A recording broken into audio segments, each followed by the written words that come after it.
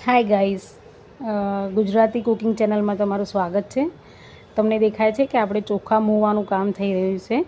તો આખા વર્ષ માટે આપણે ચોખા ભરીએ છીએ તો ઘણીવાર શું છે કે ઘણા કહેતા હોય છે કે અંદર જીવડા પડી જાય છે, આમ છે તેમ છે, પણ એની એક ટ્રીક છે કે ચોખાને મોવા કેવી રીતે। તો ચોખા ચાળી લીધા છે મેં, અને એના પછી મેં દિવેલ ગરમ કરી લીધું હતું। દિવેલ ગરમ કર્યા પછી એને એકદમ ઠંડુ કરી દેવાનું છે, એકદમ ઠંડુ।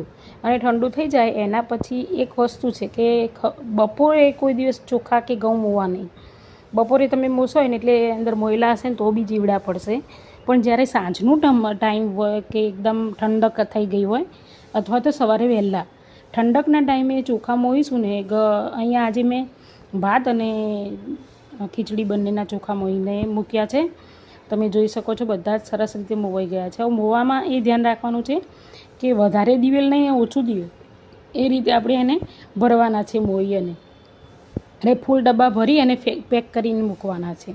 તો આખું વરસ એમાં કંઈ જ નહીં પડે, અને એમાં કંઈ મૂકવાની જરૂર નથી કે કોઈ પારાની ગોળી કે પારાની ઢેપલી કે એવું કંઈ મૂકવાની જરૂર નથી। બસ આ રીતે તમે ભરશો ને તો બહુ મસ્ત રીતે ચોખા સચવાય છે આખું વરસ સુધી, ગેરંટીથી। અને જો તમને મારા વિડીયો સારા લાગતા હોય તો પ્લીઝ સબસ્ક્રાઈબ કરજો। સબસ્ક્રાઈબ કેમ નથી કરતા પ્લીઝ, અને કોમેન્ટ કરીને મને જણાવજો તમને